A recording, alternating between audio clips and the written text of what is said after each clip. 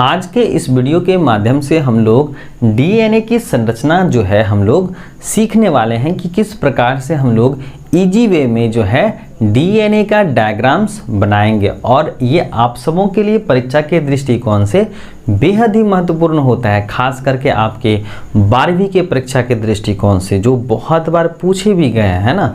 हम लोगों ने जो है पिछले वीडियो में परागकण की संरचना, अंडक की संरचना, पुष्पी पौधों में किस प्रकार से निषेचन होता है, दोहरा निषेचन होता है, इन सबों का जो है डायग्राम्स बनाना सीख चुके हैं। अगर आप ये सारा वीडियो देखना चाहते हैं तो आप हमारे चैनल पर जो है प्लेलिस्ट में जाइए और वहाँ से आप डायग्राम्स बनाना सीख सकते हैं। तो चलिए आज हम लोग जानेंगे डीएनए के डायग्राम्स का जो है ना किस प्रकार से हम लोग क्या करेंगे, चित्र बनाएंगे। तो सबसे पहले हम लोग ये जान लेते हैं कि डीएनए, जिसका पूरा नाम होता है डीऑक्सी राइबो न्यूक्लिक एसिड होता है, जो आपके हायर ऑर्गेनिजम्स यानी विकसित प्राणियों के क्या होते हैं, जेनेटिक मटेरियल यानी आनुवांशिक पदार्थ होते हैं।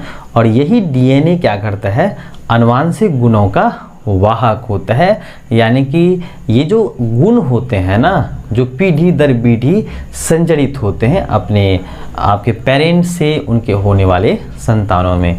तो जो आपका जो डीएनए का जो चित्र दिया गया था, यानी कि जो प्रस्तावित किया गया था डीएनए की संरचना, वो आपके वाटसन एंड क्रिक मॉडल के द्वारा, यानी कि दो वैज्ञानिक थे आपके वाटसन और क्रिक, आपके 1953 ईस्वी में जो है डीएनए का जो डबल हेलिक्स मॉडल दिया गया था, जो इस तरह से आप देख सकते हैं। इसको हम लोग आसानी से आज हम लोग सीखेंगे कि किस प्रकार से हम लोग डीएनए की संरचना जो है बनाएंगे, जो 12वीं के दृष्टिकोण से बेहद ही महत्वपूर्ण होता है और बहुत बार पूछे जाते हैं, खास करके आपके ऑब्जेक्टिव और सब्जेक्टिव और लॉन्ग टाइप में ये सवाल पूछे जाते हैं। तो चलिए हम लोग शुरू करते हैं डीएनए की जो है संरचना हम लोग कैसे बनाएंगे। तो सबसे पहले हम लोग क्या करेंगे, इस तरह से जो है ना हम लोग, क्योंकि ये क्या होता है डबल हेलिकल होता है ना, तो इस तरह से हम लोग ड्रॉ करेंगे जो है ना, इस तरह से। तो जी इस तरह का जो है हम लोग हेलिक्स मॉडल बनाएंगे, ठीक है। तो ये जो है आपका एक धागा हो गया डीएनए का, और ये डीएनए क्या होते हैं, डबल स्टैंडर्ड होते हैं ना, दो धागे से बने होते हैं ना, और ये एंटी पैरेलल्स होते हैं। तो इस तरह से हम लोग क्या करेंगे, डीएनए का जो है इस तरह से स्केच कर देंगे, है ना। तो इस तरह से हम लोग बनाएंगे। और हम लोग यहाँ पर ध्यान रखेंगे कि डीएनए में कम से कम जो है ना ये आपका, क्योंकि हम लोग इसमें दर्शाएंगे कि इसका डायमीटर कितना होता है, इसका माइनर ग्रुप कितना होता है, मेजर ग्रुप का डिस्टेंस कितना होता है ना। तो ये सब हम लोग लिखेंगे। तो इसके लिए सबसे पहले हम लोग को जो है डीएनए का डायग्राम्स बनाना होगा, है ना। तो और उसमें हम लोग कम से कम जो है मेजर ग्रुप्स और दो मेजर ग्रुप्स बनाने होंगे, है ना। तो डीएनए कैसा होता है, एंटी पैरेलल्स होता है, यानी कि एक धागा अगर 5 डैश है तो दूसरा धागा क्या होगा, 3 डैश होगा, इस तरह से। और एक 3 डैश होगा तो यहाँ पर जो है क्या होगा, 5 डैश डायरेक्शन की तरफ होगा, इस तरह से होगा। और ये दोनों धागे जो होते हैं ना, किससे जो है बंधे रहते हैं, आपके नाइट्रोजनस बेस से, यानी कि एडेनिन जुड़ा रहता है थाइमिन से। इसी तरह से बेस पेयरिंग रूल्स है ना। और गुआनिन जुड़ा होता है साइटोसिन से, एडेनिन जुड़ा होता है थाइमिन से। इसी तरह से आपके जो हैं क्या होते हैं, डीएनए के जो धागे होते हैं इस तरह से जुड़े होते हैं, यानी कि जो आपके एडेनिन होते हैं वह थाइमिन से 2 हाइड्रोजन बंधन की मदद से जुड़े रहते हैं।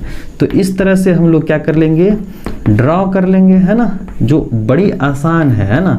तो आप इस डायग्राम्स को ना अच्छे से आप 10-15 बार प्रैक्टिस कीजिएगा तो ये आराम से बनाया जा सकता है। तो जो आपका बेस पेयरिंग रूल्स है, एडेनिन जो है किसके, 2 हाइड्रोजन बंधन की मदद से ये जुड़ते हैं। ये आपके क्या है, ट्रिपल बॉन्ड्स हैं, ये डबल बॉन्ड, ये हाइड्रोजन बंधन है, ठीक है, ये 3 हाइड्रोजन बंधन है। तो इस तरह से हम लोग क्या कर लेंगे, ड्रॉ कर लेंगे। और ये जो है आपके परीक्षा के लिए जो है बेहद महत्वपूर्ण रहने वाला है, खास करके जो बच्चे जो है ना इस बार 2025 ईस्वी में जो है बिहार बोर्ड में शामिल हो रहे हैं। तो ये आपके क्या हैं, ट्रिपल बॉन्ड से जुड़े रहते हैं इस तरह से, ठीक है। यहाँ पर ट्रिपल बॉन्ड, डबल बॉन्ड, इस तरह से जो है बेस पेयरिंग रूल्स का क्या करता है, ये पालन करता है। तो इस तरह से हम लोग डायग्राम्स बना लेंगे।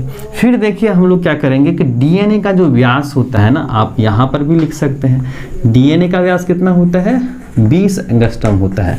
तो ये हम लोग कर लेंगे। फिर जो आपका है, ये आपका कौन सा ग्रुप होता है, माइनर ग्रुप। देखिए इसको हम लोग क्या कहते हैं, माइनर ग्रुप कहते हैं। क्या कहते हैं, माइनर ग्रुप कहते हैं। यानी कि जब डीएनए टर्न्स लेता है ना, तो यहाँ पर छोटे गड्ढे और बड़े गड्ढे बनते हैं, तो इसको हम लोग क्या कहते हैं, माइनर ग्रुप। और यहाँ पर क्या बनता है, आपका मेजर ग्रुप बनता है। क्या बनता है, मेजर ग्रुप बनता है। तो ध्यान में रखिएगा, जब डीएनए टर्न लेता है तो इससे दो ग्रुप, एक माइनर और एक मेजर ग्रुप बनता है। और यहाँ पर दो मेजर ग्रुप का जो डिस्टेंस होता है ना, वह कितना होता है आपके, तो इनका जो डिस्टेंस होता है ना, वह होता है 3.4 नैनोमीटर होता है। तो ध्यान में रखिएगा कि डीएनए का जो व्यास होता है वह 20 एंगस्ट्रॉम होता है। और मेजर ग्रुप जो होते हैं आपके, जो टर्निंग्स के बाद बनते हैं, एक टर्न के बाद, तो यहाँ पर जो है आपके दो मेजर ग्रुप का जो डिस्टेंस होता है वह 3.4 नैनोमीटर्स होता है। और यहाँ पर जो बेस पेयर्स होता है यह आपके 0.34 नैनोमीटर के डिस्टेंस में होता है। तो इस तरह से डीएनए का संरचना आप बना सकते हैं। और ये जो आपके डीएनए का संरचना दिया गया था, डीएनए का पूरा नाम क्या होता है, तो ये होता है डीऑक्सी राइबो न्यूक्लिक एसिड होता है ना। और ये क्या होते हैं, दो धागे से मिलकर के बने होते हैं। और ये जो है किससे बने होते हैं, पॉली न्यूक्लियोटाइड से बने होते हैं। किससे बने होते हैं, पॉली न्यूक्लियोटाइड से बने होते हैं। किसके बने होते हैं, पॉली न्यूक्लियोटाइड चेन के बने होते हैं। और पॉली न्यूक्लियोटाइड 3 श्रृंखला, यानी इसका 3 इकाई है ना, सब यूनिट है। पहला है आपका पेंटोज शुगर है, क्या है, पेंटोज शुगर है, ठीक है। दूसरा क्या है, नाइट्रोजनस बेस है। और उसके बाद क्या है, फॉस्फेट ग्रुप है। क्या है, फॉस्फेट ग्रुप है। तो ये 3 जो आपके सब यूनिट हैं जो मिलकर के बनाते हैं पॉलीन्यूक्लियोटाइड्स, है ना। और पॉलीन्यूक्लियोटाइड्स जो है आपका डीएनए का जो है चेन बनाता है। तो इस तरह से आप ध्यान में रख सकते हैं। और ये जो आपका वाटसन, यानी कि जो है आपके वैज्ञानिक हैं वाटसन एंड क्रिक, इन्होंने क्या किया था, 1953 ईस्वी में जो है ना, वो क्या दिया था, डबल हेलिक्स मॉडल दिया था। क्या दिया था, डबल हेलिक्स मॉडल दिया गया था। कब दिया गया था भाई, तो 1953 ईस्वी में। तो इस तरह से परीक्षा में कहा जाता है कि जो है वाटसन एंड क्रिक द्वारा प्रस्तावित, क्या कहता है, वाटसन एंड क्रिक द्वारा प्रस्तावित डीएनए की संरचना का वर्णन करें, है ना। तो यहाँ पर क्या होता है, आपके जो एडेनिन होते हैं, ए स्टैंड्स फॉर एडेनिन, किससे जुड़ा रहता है, थाइमिन से। और गुआनिन किससे जुड़ा रहता है, ट्रिपल हाइड्रोजन बॉन्ड साइटोसिन से। तो ये जो है ना आपके, ये क्या है, हाइड्रोजन बंधन है। क्या है, हाइड्रोजन बंधन है। तो ये क्या है आपके बेस पेयरिंग रूल्स, यानी कि जो है इसको एडेनिन कहते हैं, इसको थाइमिन कहते हैं। ये क्या है, गुआनिन और ये साइटोसिन है।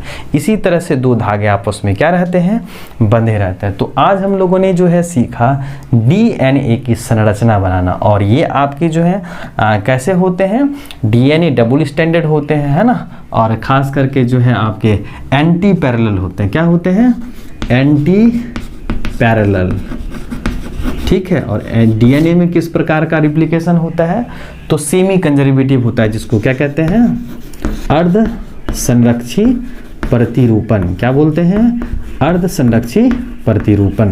तो ये बात भी याद रखिएगा, डीएनए में अर्ध संरक्षी प्रतिरूपण होता है। और ये डीएनए आपके जो हैं संरचनात्मक और रासायनिक रूप से स्थिर होते हैं, यानी स्टेबल होते हैं।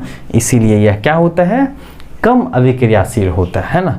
तो ये याद रखिएगा। इसमें आपके 4 नाइट्रोजनस बेस होते हैं, एडेनिन, थाइमिन, गुआनिन और साइटोसिन। और हम लोगों ने पिछले वीडियो में जो है डीएनए आरएनए के बारे में जो है डिफ्रेंशिएट कर लिया है या सीख चुके हैं हम लोग। तो वहाँ पर जा कर के आप देख सकते हैं। हम लोग जो है अगले वीडियो में जानेंगे कि मानव के जो शुक्राणु कोशिकाएं होती हैं यानी कि ह्यूमन स्पर्म्स होते हैं उसको हम लोग किस प्रकार से ड्रॉ कर सकते हैं। और ये आपके परीक्षा में पूछे गए हैं, जितने भी सारे यहाँ पर जो है आप डायग्राम्स दे सकते हैं, यहाँ पर जो 12th इंपॉर्टेंट डायग्राम्स है उन सारे डायग्राम्स का ये लिस्ट है जो आप अपने से डायग्राम सीख करके आप याद रख सकते हैं, जो आपके परीक्षा के दृष्टिकोण से बेहद ही महत्वपूर्ण रहने वाला है।